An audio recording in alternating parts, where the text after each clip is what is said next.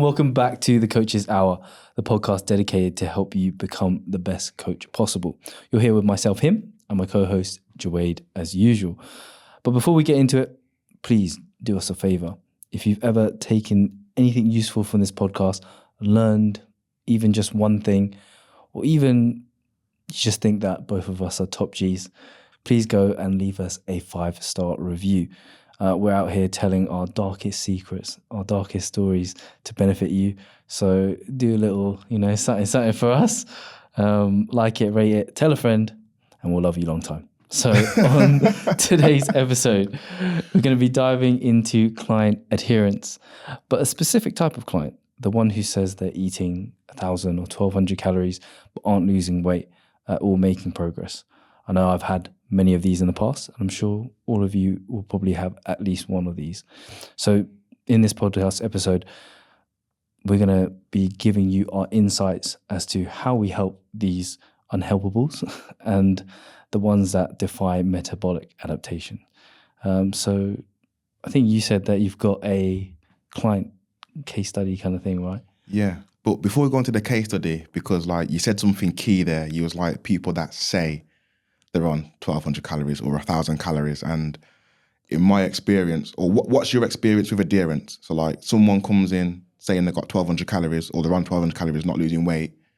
What would you do straight away? So you've been working with them for 3 weeks, 4 weeks, not really losing weight, or they maybe dropped a kilo. So we've already started working together. And then they're eating 1,200 calories, or maybe just about to start working, because you probably wouldn't put someone on 1,200 calories. So about to start working together.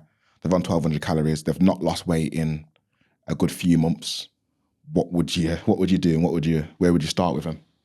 I think first of all, it's going to come from the onboarding, right? You're going to gather as much data as you can from that individual, like what they're telling you they're eating, because they might say there's different types of clients where they say that they're eating 1,200 calories, but they don't realize that they're actually eating more.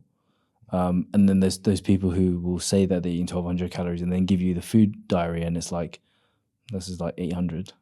So you've got those two different types of people. I think for the ones who don't realize that they're eating more, those are the ones that you're going to have to explain to them, look, this is where those calories come from. Usually they're quite an easy win.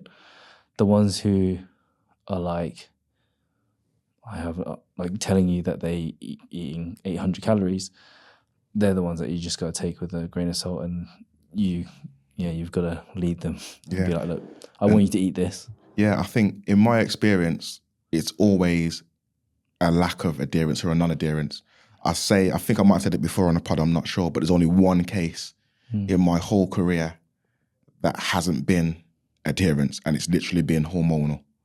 For everyone else, if they're not losing weight, somewhere along the line, it's adherence. They are not eating what and sometimes it's conscious. They choose to eat things outside of what we've discussed. Sometimes it's subconscious, where it's they do it not aware of what foods they're eating, not knowing what calories are in certain things, and just going about their day a little bit willy-nilly, a little bit ditsy-daisy.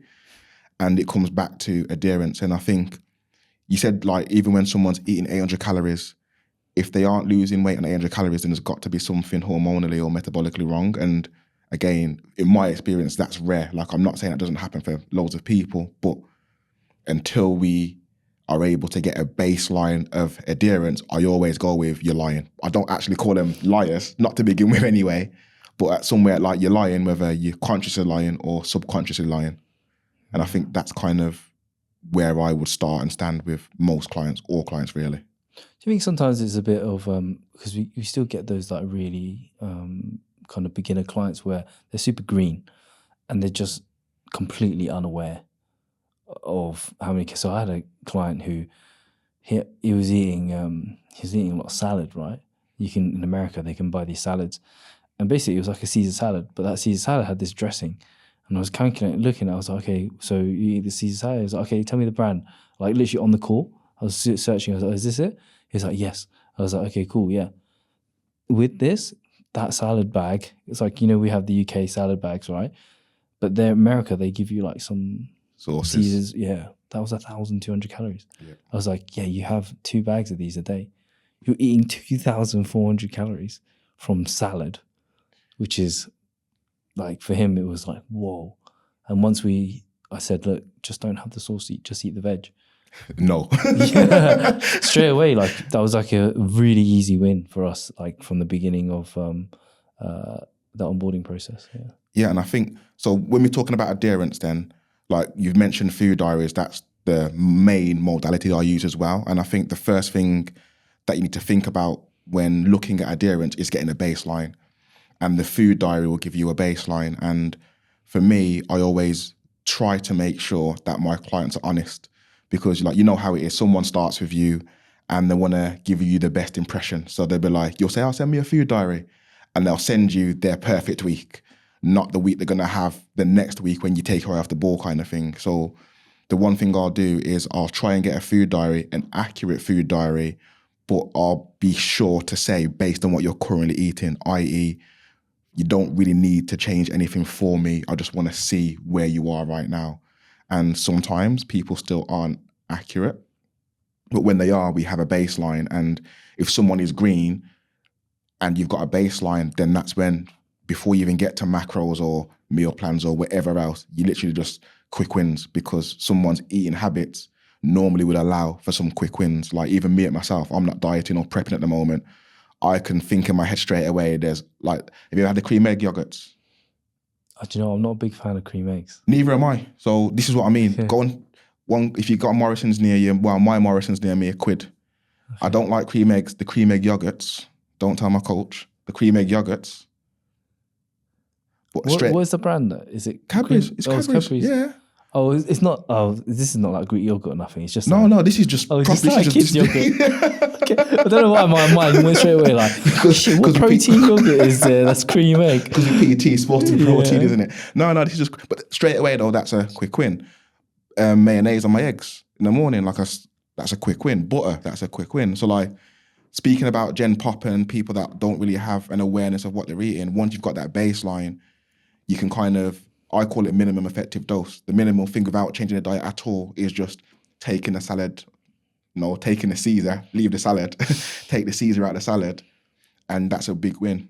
And it's like, if you can do as much of those without changing too much about their diet, they'll make progress minimally kind of thing, or with minimal effort. I mean, even if you just look at, in PT school, you get taught to do the whole calorie calculations. I think even if you start with a baseline of, that's going to be where we're at, most of the time, I'd say 80, 90% of the time, this individual should lose weight if you create enough of a deficit from there.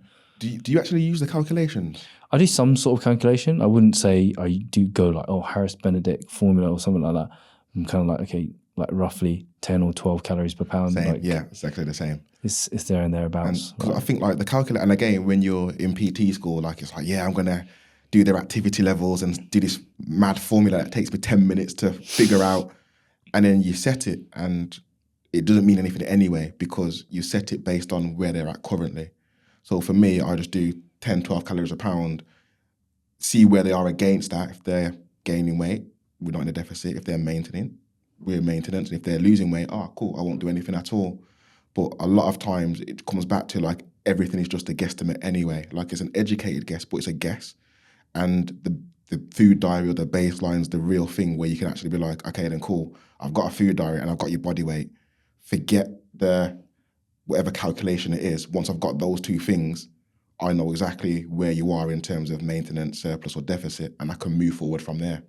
Yeah, it's like you said, it's the start point, right? So after the first 2 weeks, that's really all the data I want, right? So from the first 2 weeks, I'll get whether or not this person is increasing weight, decreasing weight.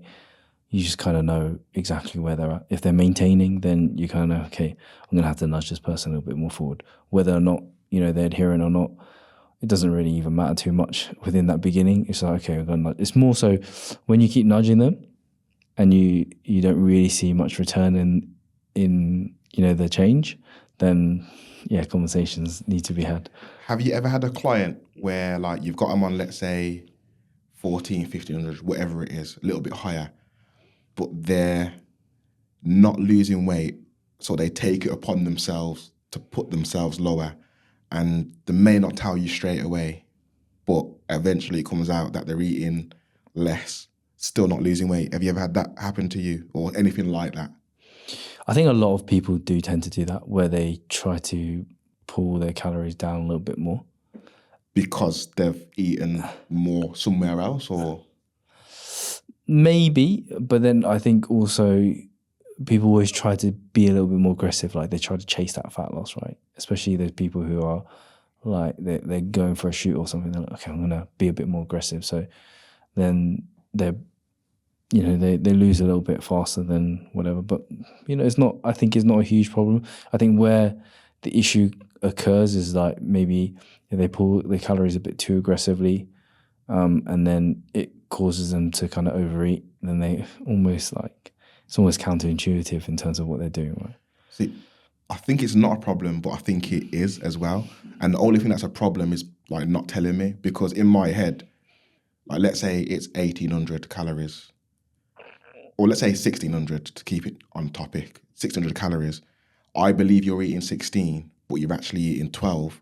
In my head, we're at a rate of loss where I'm like, okay, we've still got 400 to play with. And we haven't got that anymore because you've already took it upon yourself to go there, kind of thing. So when that weight loss or fat loss eventually stalls, I'm like, okay, we're going to go from 16 to 14. But you've already gone past that and you haven't told me. And I'm like, when it does come out, because it will come out, they will have to probably go to 1,000 and then 800. And I'm still thinking they're at 1,200, 1,400. And at some point, they'll either not have anything left to take or they'll start overeating. And in my thought process, we've got a massive tool gone out the toolbox. So for me, like, I believe it's not a big issue, but as long as it's communicated and it's like, okay, you want to go a little bit more aggressive now, we can do. We can get more of the work done now, but at some point it gives us the room to maybe ease up a little bit, have a couple of refeeds. It's the not knowing, because I've had it before where I've not known. I'm like, okay, we're going to pull from, and they're like, I can't do this. And it's like, why? I'm already on, show me your food log. I'm already on 800, 900, 1,000 calories, whatever it is. And it's like, okay, cool. So my whole timeline of rate of loss was based on something that was already altered beyond my control. Yeah. I try not to even look too much into the calories and the numericals, because then you always have this comparison like, 1,600, that should be low, or that's too low. I just kind of look at what's going on. So you pull him as low as needed? Yeah, if he's not losing weight on it, it's like, okay, well, what are you going to do? The only thing you can do is to reduce food or increase the activity, right? That's interesting. So like, because it's interesting because I pull people as low as needed, but I'll always use calories like as a benchmark for adherence. And that conversation starter. Exactly. Right? Yeah, because like before I pull calories, I need to feel confident that you're adhering. And in my head, if it's 1,200 and you're not losing weight, before we pull it, we might have to pull more, but before we do, in my head, I'm like 1,200 is quite low. We should be losing weight. So I'm not just going to pull without the conversation of what's going on here. Is everything okay?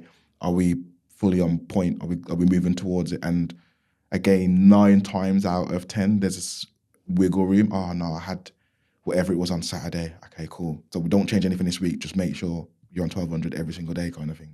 Yeah, I think sometimes I feel like, especially if people are on a strict timeline, and I think quite a lot of people tend to be, sometimes it's like, I say wasted time, but I feel like I've got to do something now to continue this rate of loss, to stay within timeline. And then I can, at the same time, I can speak about adherence as well and be like, look, I'm going to take your calories down, but I think like you should be losing more, like, or you shouldn't have to bring your calories so low.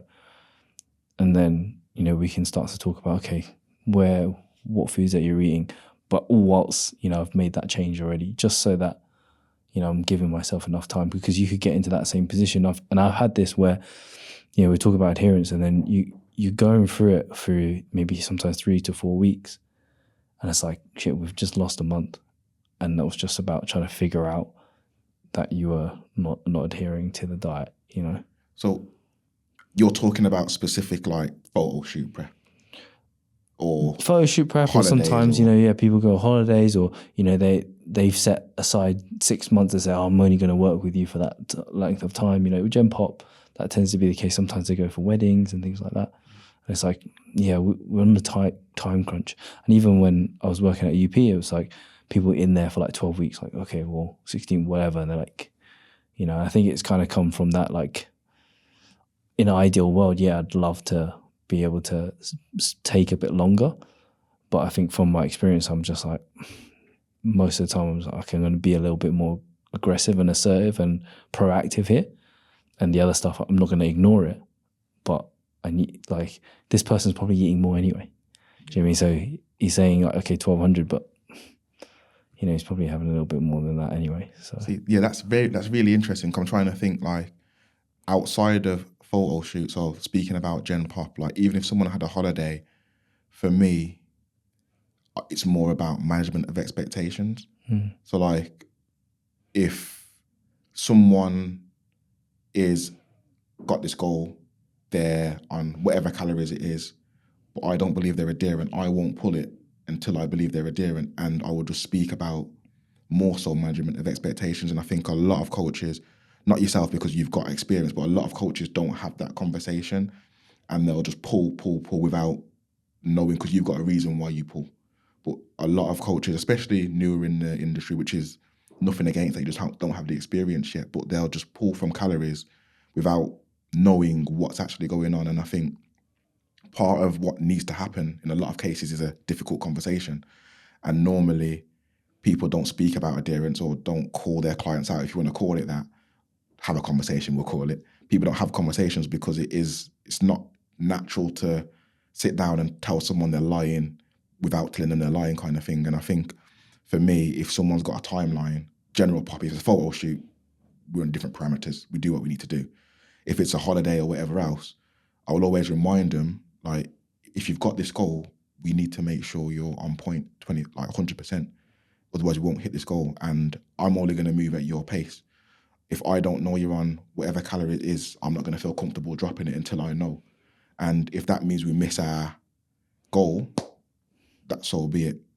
And I think part of the reason in my head why I'm like that, I believe, with Gen Pop is because I want them to not think of it as a diet, if that makes sense. Because a lot of people, they diet and then they rebound after the diet's finished. Whereas when I approach a Gen Pop person, I go into that process expecting mistakes and expecting non-adherence. So when that does happen, rather than keep pushing through it, I'll pause there and I'll try and have like a little bit of a learning moment in terms of, you're not going to be working with me forever. Let's address what's going on actually and work around it. Because if you're actually eating more than what you've said, that's perfectly fine. But it's just bringing awareness to your habits so you don't fall back into what you were doing before, kind of thing. Yeah. I think that conversation, it always happens, like, at some point. It's just where in that timeline are you having it. So, I call it false maintenance, where, okay, let's say if you continue to drop their calories and they think that they're on 800 calories or whatever by the end of it, when really they're eating like 1,600, right? What tends to happen is that at some point, these becomes an issue because they feel like, oh, I need to go super low calories to lose weight, right? So they have that narrative. And then when it comes to, or a lot of times what happens with a lot of people is they struggle to lose weight on 1,000 calories, let's say, and they end up maintaining their weight, right, on 1,000 calories. They then think that, okay, my maintenance is, 1,000 calories, when really they're eating 800 calories more, right? And then what happens is they then go, well, I can't lose any more weight, right? I'm stuck. So I'm just going to jump to maintenance. And when they jump to maintenance, everyone knows that when you're on maintenance, you're going to bring your calories up, right? So they're on 1,000, well, they think they're on 1,000. They bring their calories up. All of a sudden, they start gaining weight, right? They change into a surplus because they were already at maintenance because their calories are higher. So and then that conversation just means that it has to happen at that point. So it's kind of like, when do you kind of choose to have that conversation? Yeah. But I think, like newer PTs, they may not get to that point. and the client's maybe already like kind of disappeared. Yeah. Yeah, and I think like because that's why when someone comes in, like if their goal is a holiday, normally I would like there to be an event or something before the end point, because the event, like let's say it's a wedding or a weekend away or something, that gives us the opportunity to have a test run. Like what happens when you're not dieting or you're on a mini diet break or you have a refeed, because normally people will fuck up, and it's like that's perfectly fine. I want you to. Not I want you to, that's wrong. But I expect it to happen, we'll say. Because when it does happen, we can say, all right then, again, I'm not going to be working with you forever. This happened. Why did it happen? What could you do next time? And it's like, I've got like a set of questions that I run through. Like someone's got a night out, and before they've got a night out, they'll tell me that their food's going to be off, or they're going to be off plan for the weekend. And I'm like, why? Because I've got a night out. I'm going out with my mates. And I'm like, okay, then cool. What are you going out with your mates for? I want to, we're going to have catch up. Okay. So is the goal of the night to have a catch up and have fun with your mates, or to go and drink 15 pints, eat 2 pizzas and have your weight go up 3 kilos in the morning? 90% of people, it's going to go and have fun with your mates. Okay, cool. So to have fun with your mates, you're telling me that you need to have 10 pints and 3 pizzas. No, I don't. Okay. Normally what the social occasion is an excuse for them to be like, I'm going to let my hair down. I'm going to overindulge on things I don't need to, on the pretense that I'm just catching up with my mates. So then I shift the narrative to, okay, then this is the goal, not to eat, but to have fun with your mates. What do you need to do for that to happen? That might be half a pizza because you don't want to feel left out. That might be 1 pint because you don't want to feel left out. But it changes it from, oh, I'm going out this weekend, I'll see you on Monday, my weight's going to go up, to actually, I just want to have fun with my mates, and I can do that without going on the bender. And I think if that happens early on, it's a great learning point for when they do get to the actual holiday or actual goal, because they've learned to, what's the point of them going on holiday? Not to have an all-inclusive, it's to enjoy family time, friends time, go and sun, whatever it is, surf. It means that they still take ownership and control when they're away, which helps them to keep it long-term. Yeah, I think those type of conversations to figure out what their goals and objectives are for the social, the context behind it, I think they're so important, because a lot of coaches will just jump into giving you a solution, right? Yeah. So it's like, that's where they see value. I need to give them some hack or something that they can take away and do in this check-in. And that's what me providing value. When sometimes it's actually just leaving them with a question that they need answering, right? Or they'll say, you can't do it at all. Oh, you can't go out with your mates, or you can't drink. And that's going to have not the desired effect, because if they drink, they've gone against you and that damages the relationship. And if they don't drink, they'll probably resent you because they feel left out. So as you said, like the question and the thinking gives them ownership, but gives them ownership with the consequences of whatever actions they take. They're just more aware of it. Yeah, so loads of people just jump into, just bank calories, just pull back here, so then you've got more calories there. And it's like, yeah, that's a solution, but what if you just had that conversation with your client to figure out, okay, why are they actually going out? Yeah, because like you might still go back to banking calories, but it's the context that's key. Because you might not do anything at all, because your client, after the conversation, will say, actually, I don't need to bank calories because I'm not going to go and act like an idiot on that day. I'm actually going to go and enjoy my friends, which means I'll be able to stay within my calorie amount on that day, because I'm going to plan my breakfast, I'm going to plan my lunch, and I'm going to plan what I'm having for dinner. And like, I think one of the biggest things I do with my clients is I don't ever tell them what to do. I just ask them to make a plan. And when I say make a plan, you don't have to know down to the calorie what you're going to be doing, but it's just bringing awareness to, I'm not going to have 15 pints. I'm not going to have 3 pizzas. Where are you going? Oh, I'm going to go to this restaurant. Oh, did I have a menu? Can you look and plan ahead for your meal? So you can, if you needed, make adjustments. If not, just accept that your weight might go up tomorrow, or at least go in there not hungry and starving and have starter, main and dessert. It's like just planning for whatever eventuality does come forth. It's structure, right?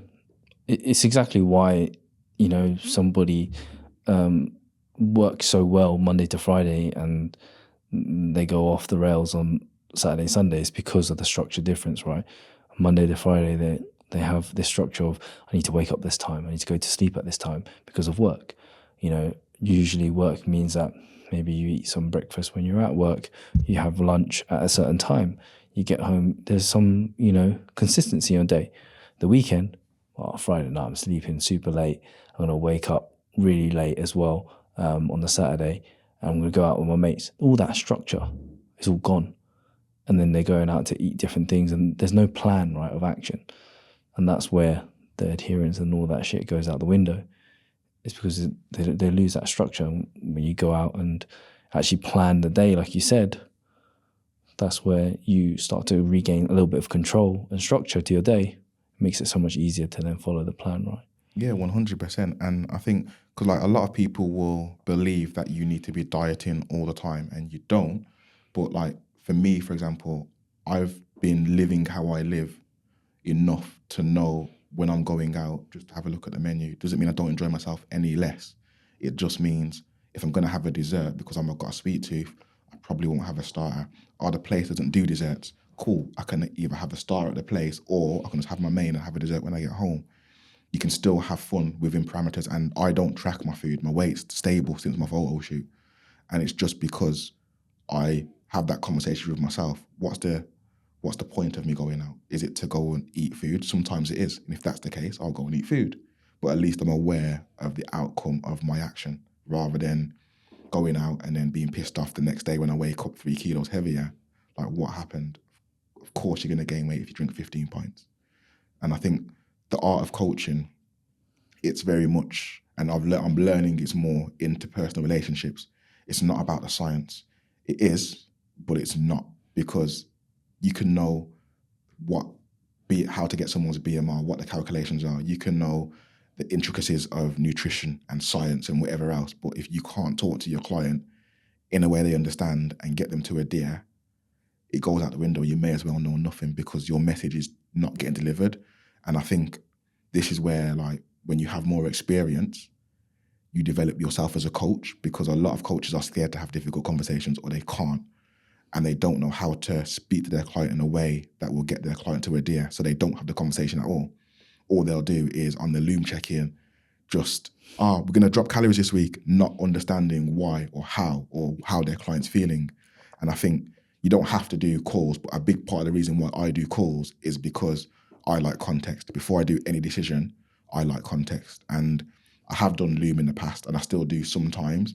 But a lot of times when I see something written on paper, my context is different from the client's context. So I would even get a voice note over a written check-in, because in someone's voice, you can hear, rather than just saying I had a shit day, and it's written and you don't have any context, you might hear in their voice, I had a shit day because whatever it is. And you don't just go in with the solution, you actually hear it. And I think for me, calls and interpersonal relationships and whatever else. And that's why I think in-person PT isn't going to die. Big tangent there, I just went off on one. But I think it's really important linked to adherence as well, because as I said, like, adherence comes from our ability as coaches to speak to people.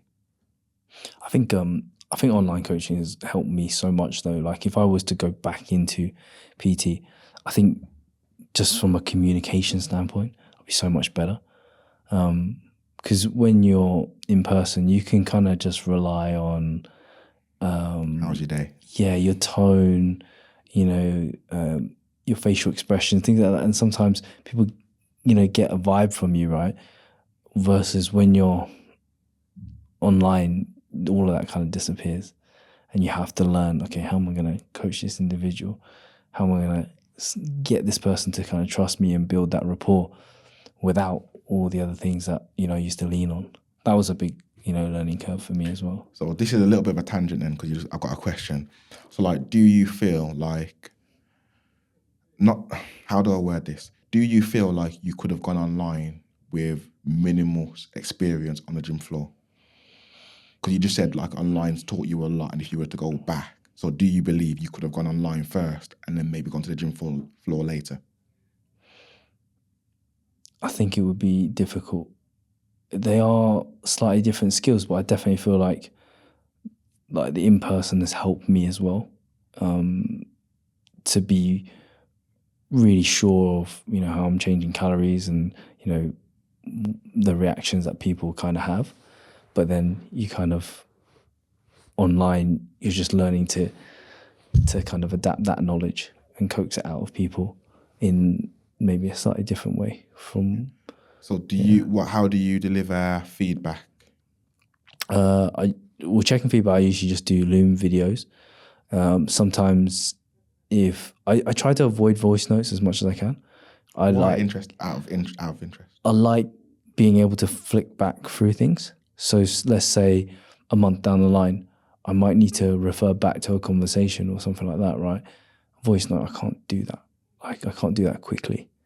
I'd be like, okay, I'm sure I had this conversation, it's not there. And sometimes maybe the client can't reference it or whatever. And I don't know if you get it, but I don't know why. But when everyone always sends voice notes, it's always like that, you know? Yeah. It's like some sort of static, or they're using their headphones, or they're walking. It's like, just, if you're going to send a voice note, man, make sure that you're doing it, not necessarily in a podcast studio, but at least in a quiet environment, right? Top tip, hire a studio for all your voice notes. Do you know what? I'm going to put you on something here. I'm not sure. You probably have heard of it, to be fair. You're a tech whiz. I use a transcript app. Okay. So I speak and it just transcribes. Okay. I've paid for it. It's my find of 2026. Was it, I think there's a few. There's like Parrot and stuff like that, right? No, I don't know. My phone's not even here. I don't know where my phone is, but I'll get it for you. It's game changing because I don't like voice notes, but I also so you just don't play like it back talking. into the thing? Yeah, no, no. Okay. I should do. But I send my clients, and if a voice note's over a minute, I don't listen to it. I'll just reply back. Maybe a minute and a half, I'll just reply back saying, can you write it out for me, please? Yeah. I seen something on Instagram the other day. I don't know who wrote it. Some business, maybe whoever it was. It might be a business mentor. And he was like, he doesn't do voice notes, doesn't accept voice notes. And I was like, that's actually really cool. And he was like, people moan and say, I can't, it takes me too long to type. And he was like, yeah, if it takes you too long to type, condense your thoughts into something that is short, concise, and still gets your message across, and then send that. And I was like, yeah, that's really good, you know, because people waffle when they talk, don't they? Like when you get a voice note, it's like, yeah, I'm just going to the bacon shop for a bacon sarnie, and yeah, I just want to tell you that. It's like, you're messaging me about the hamstring set you done yesterday, you're telling me about a bacon sarnie. What are you doing? Just get to the point. So even for me, when I do the transcript thing, I speak very concisely into it, and it just gives me back. Because I noticed when I first got it, there was loads of fluff, and I was like, I'm just chatting shit to my clients. And it's taught me how to speak a little bit more concise. Interesting. So you're sending text to them, or you're sending voice? Yeah, so I speak and it comes as text. And then you send that to them? I send that to them. Oh, so that's saving you time. So you can just So I can just speak into it, your and it's thoughts. like, yeah, and again, when I'm going back to conversations, it's not me sending a voice note either. It's me sending text, but I can see exactly what I've said and I'm not sure why, because I think, especially when you're giving like feedback on something, it's a lot easier to retain when it's written, because when someone's listening to a voice note, they can be doing other stuff. When they're reading it, they have to stop and read it. Yeah, it depends how long that voice note is as well. If you got, let's say you got 2-3 minutes, right? You're talking about several topics, right? And 7 different things. People forget. Yeah. That's why even with Loom, right? When I'm doing check-ins, in order to keep it condensed, I still write everything down. Like if I wanted to, I could send that as an email, but I use those notes. So that's why if Loom crashes or anything, I'm chill, because I can always re-record it. It's no problem. That's like, even I'm on call and I still got notes before my calls. I might just tick boxes of what I do. Yeah. Interesting. Similar thought process. Definitely. Have you got anything else you want to go through for this one? Not really, to be fair. This one, I think this was pretty good. Yeah. So I think the main takeaway is, if someone says they're on 1,200 calories, they are not. And just don't be scared to have a conversation around actual adherence. And if they are on 1,200 calories and they're not losing weight, then that's when you refer out, blood test, hormones, etc. I mean, there are some specific scenarios, like you could say, if they're like a very small female, like you got these, like let's say sub 5'2", they're not doing much steps, and I guess that's one thing that we can speak about is sometimes the first thing, or sometimes what you want to do is also double check your numbers, just to make sure like you're not kind of saying to your client, hey, you're lying in terms of your adherence, when actually you fucked up. Like you didn't put them in a deficit. So sometimes it's worth just rechecking your numbers, double check that, okay, I've definitely given them, a deficit in terms of calories as well. And we all make mistakes. Yeah, and I just will caveat as well, like, I'm saying you're lying because I'm talking to you, not my client. I would never say to my client, and I'm sure you don't, you are lying. You'd say it in a different way. It's in your head. That just coaches it out of them. In my head, I'm like, you fucking bullshitting me. Yeah. But when you're there, it's a different conversation completely. So you don't actually need to say that you're lying. Yeah. I'm always in my room going, how is this possible? Like before the call, I just have to take a moment and be like, because sometimes, literally, this is what goes through my head. I'm like looking at the numbers, right? I'm like, okay, it's not lost weight, and then I'm like, hang on, but look at their body weight. I'm like, it's not possible. I always I'm back and forth with that constantly. So, yeah, doesn't matter how many years in the game you got. We all get it. We all get it. What's going on here? Yeah, that's it. All right. So I think that is it. So that's all, folks. We hope you enjoyed this episode. And as always, you can find me on socials at Gym With Him. And my co-host Jawade is at Jawade Graham Coach. And we'll catch you on the next one. Bye-bye. We need a catchphrase, What is it? I don't know. We'll come back to a catchphrase because bye-bye. That's how for now. Remember how for now? Yeah. We'll figure out a catchphrase and we'll get back to you. But for now, see you later.